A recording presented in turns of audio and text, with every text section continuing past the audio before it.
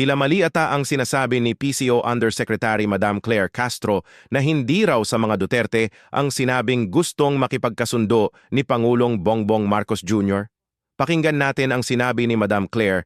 Bukod po dun sa issue nung pagpapauwi ng Pangulo, kung talagang sincere daw po siya dun sa pakikipagkasundo sa mga Duterte, baka pwede rin magpa-hair follicle test ang Pangulo.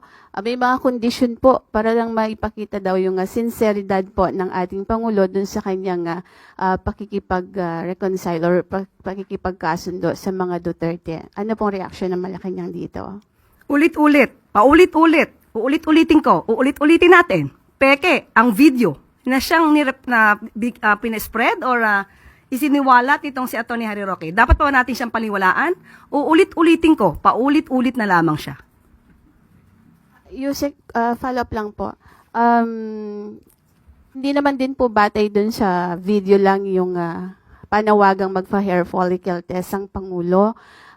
Bukod po doon, medyo... Paulit-ulit po ulit? Hindi Hair ba- follicle test po ulit? Ayun po yung ilan sa tingin nyo ba meron silang karapatang magbigay ng kondisyon kapalit nung sinasabi po ng Pangulo natin na para makipagkasundo? Ang pakikipagkasundo po ay para sa taong bayan, hindi para sa personal na interes ng iba. Alalahanin po natin, maliwanag, uulit-ulitin ko ang sinabi ng Pangulo, sa lahat ng tao, gusto niya pong makipagkasundo para magkaroon ng stability, magampanan ang dapat magampanan at hindi madiskaril ang trabaho ng gobyerno. Ayaw po niya ng away. So, ang awayan na to, ang siya nagpapabagal sa trabaho ng gobyerno dahil puro paninira. Puro fake news na natatanggap ng Pangulo. So, ang pakikipagkasundo sa lahat, hindi lamang para sa mga Duterte, ay tama lang po na gawain ng Pangulo bilang ama ng bansa.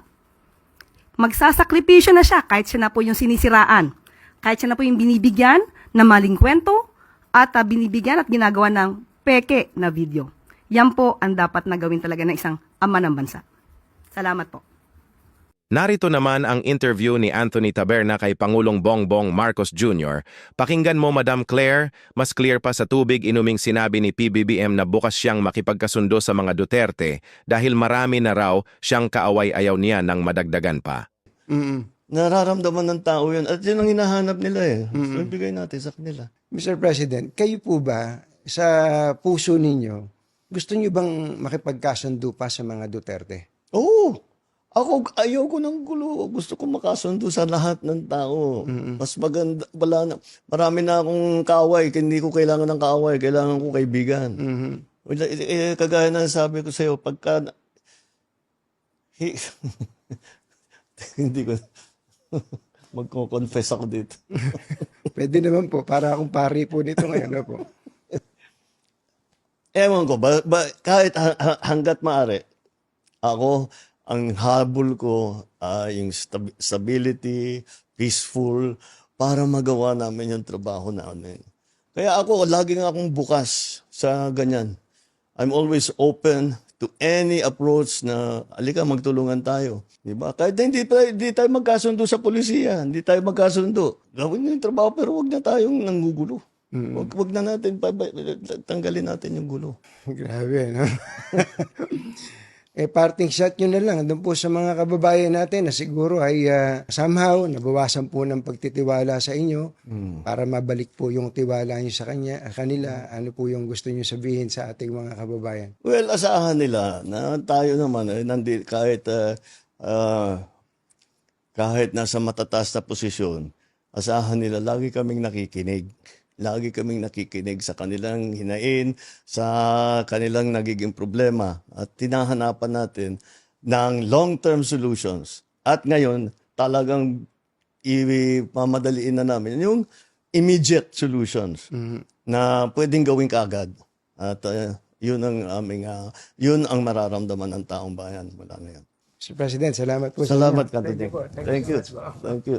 Imbes masagot ng maayos ni Madam Claire ang tanong sa kanya ng mga reporter, ay nagkakamali tuloy siya ng sagot dahil pikon na siya. Sino ngayon ang nagpapakalat ng fake news? Hindi ba fake news ang pagsasabing hindi sa mga Duterte gustong makipagkasundo si PBBM?